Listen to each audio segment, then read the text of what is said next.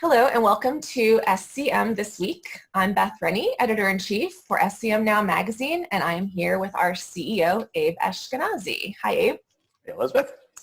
So quick reminder for anyone who does not receive a Friday email from Abe, you can sign up for free at ascm.org/impact. And this is where we talk about Abe's Friday column, so let's just jump right in. This past week, you talked about the staggering amount of food being wasted as a result of schools, hospitality providers, lots of commercial sectors being closed due to the outbreak. The numbers really are shocking. The Dairy Farmers of America says 3.7 million gallons of milk are going down the drain every day. And a single chicken processor is smashing 750,000 unhatched eggs every week. Meanwhile, of course, many people are hurting financially, millions are out of work.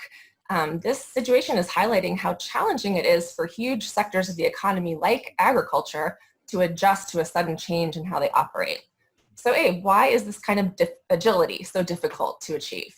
Yeah, I think there's a couple of things that we need to sort of level set everybody's expectations, and that is first, the economy as well as the supply chains were operating at almost full capacity prior to the disruption.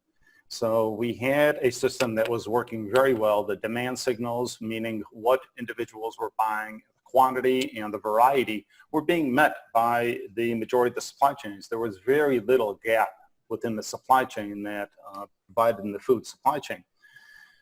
We also have to remember that any meeting of expectations, whether it's on a consumer or a patient, requires a sequencing of events.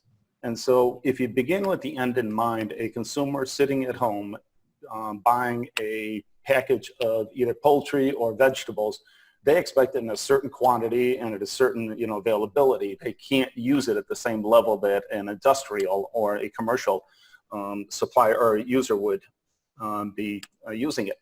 So the orchestration of events start with the end customer in mind and then work back all the way to the farmer and say, okay, what has to be planted? When does it have to go to the processing plants? Where does it stored? How do we deliver it? And is it a retail, commercial, or home environment? All these sequencing of events require a coordination of activity. And that's why we often say that supply chain professionals are really masters of orchestration, because each one of these steps in the process, from the farmer all the way down to either the retail, commercial, or the home environment, requires a sequence and an orchestration of each of the events. Remove one of them or change the quantity or the timing of them, and you disrupt the entire supply chain. The disruption that occurred on this one was that we had a supply chain that was orchestrated very well to meet retail, to meet restaurants, to meet convention centers, stadiums. Everything was sequenced appropriately to meet that demand. You have a shock to the system where it's completely shut down as if it were a light switch, where no more delivery to industrial, commercial, or venues, and it's all being used in the home. Well, we already had a system that was at capacity.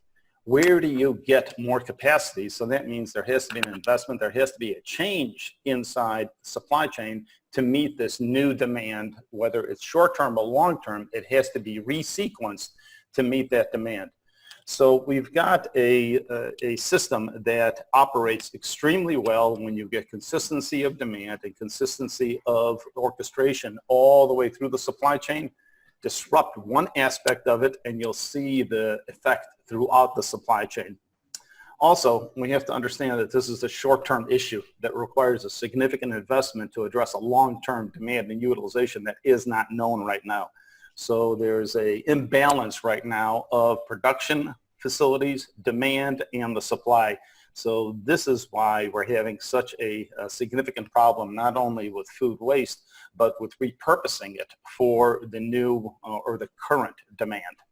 Right, and as you're saying, it is a short-term solution. So one of the major issues in the short term is that the machinery is designed to package, large quantities of food. So, containers for a school cafeteria, for example, would be very different than someone shopping at their local grocery store. So the food is available, but it's just not in retail-friendly packaging. Yep. So you have to repurpose the machinery. This is a millions of dollars investment. Mm-hmm. And as you sort of alluded to before, it's not like that demand has disappeared forever. These dormant sectors will ramp up again. So as a result, most processors are concluding that it's just not worth it. So what would you say to an ASCM member who is faced with making that kind of a decision? Yeah, the really difficult choices and trade-offs that have to be made here. Obviously, the first thing is the ability to repurpose any of the inventory. Can you find alternative delivery and or storage and or processing opportunities to get it into the consumer hands? But we also have a system that was working quite well before. So if you put more into the system where there is not demand, then you have overproduction. So that would reduce the prices and further exacerbate the situation. So that's one challenge that you have.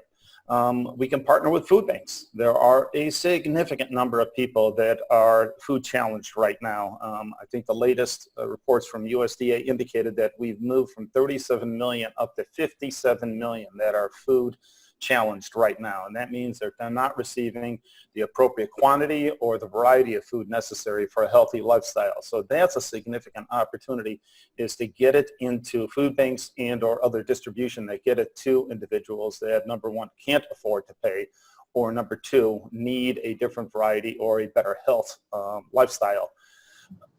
You can also work with partners. See if there is an opportunity to shift production, delivery, or storage. There are a number of very innovative solutions that producers as well as manufacturers have done to, either save or to shift production into alternate sites. So if there's an opportunity to shift production with your partners, I think that would be a wonderful opportunity. Long term, we need a more agile supply chain. Whether we're talking about personal protection equipment, ventilators, or food, we have to be able to surge and shift demand to, or shift supply to where the demand is realized here. This is not a hallmark right now of the food supply chain. So as we move through this disruption and as we identify some of the things that we've learned, you'll see that supply chain professionals will make the necessary accommodations into the future. But the question of cost and investment is going to be at the forefront of this. Who is going to pay for this? And especially when you're talking about surge or excess demand in the short term, how do we address it? I think over the next probably 3 to 6 months, as we transition out of, or hopefully transition out of the current disruption into more long-term planning, we'll start to see some of the innovative organizations develop more agile and responsive supply chains, whether it's on personal protection equipment or food. And a lot of that agility, of course, depends on people. So another big problem that we're facing right now is that workers are falling ill. Yep. Many are scared to come to work.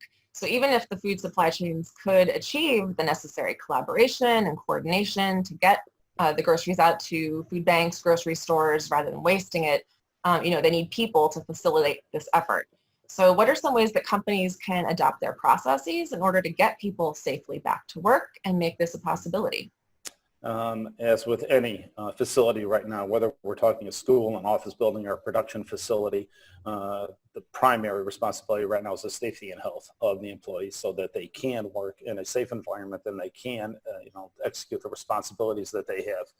Moving beyond the humanitarian challenge of making sure that individuals and employees and coworkers are safe, agility and visibility into the supply chain will help quite a bit. This is one of the challenges that we have within a very lean or a very efficient system, is that you don't need excess capacity because you can meet demand on a consistent basis. When you see significant spikes, either in the demand or the shortage of supply, you'll see that the supply chain does take time to flatten out the spikes in the demand. And that only occurs by having visibility into the supply chain and understanding what true demand is versus the surges that we've experienced in the past few months or few weeks. Supply chains work on information, and the better the data, the greater the accuracy that they have to meet the demand.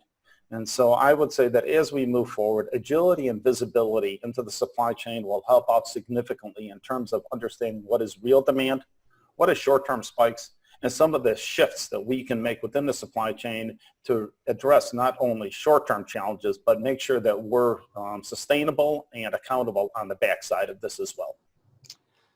All right, and for our final question, so a lot of us this week saw stories in the news, and milk is literally going down the drain, as we referenced earlier. Produce is being, put back into the fields, and this was really shocking to see. But at the same time, food waste is actually a big part of our normal food system. Overproduction, often related to subsidies and inefficient allocation, cause an obscene amount of food in our supply chain to go unused.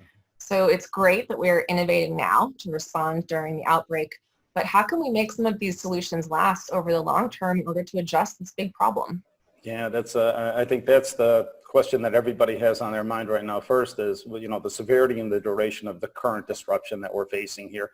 And when do you start planning on a much longer term basis so that you can meet what is identified as real demand as opposed to the spikes or shifts in utilization that we're seeing right now? It's going to take a while for the information to get to the supply chain professionals and all aspects of the system so that they can harmonize. So let's go back to our first point here, orchestration. If we use the SCORE model of, planning, sourcing, making, delivering, storing, and supporting a supply chain, then each of these steps has unique activities underneath them. So it's just not one step, obviously.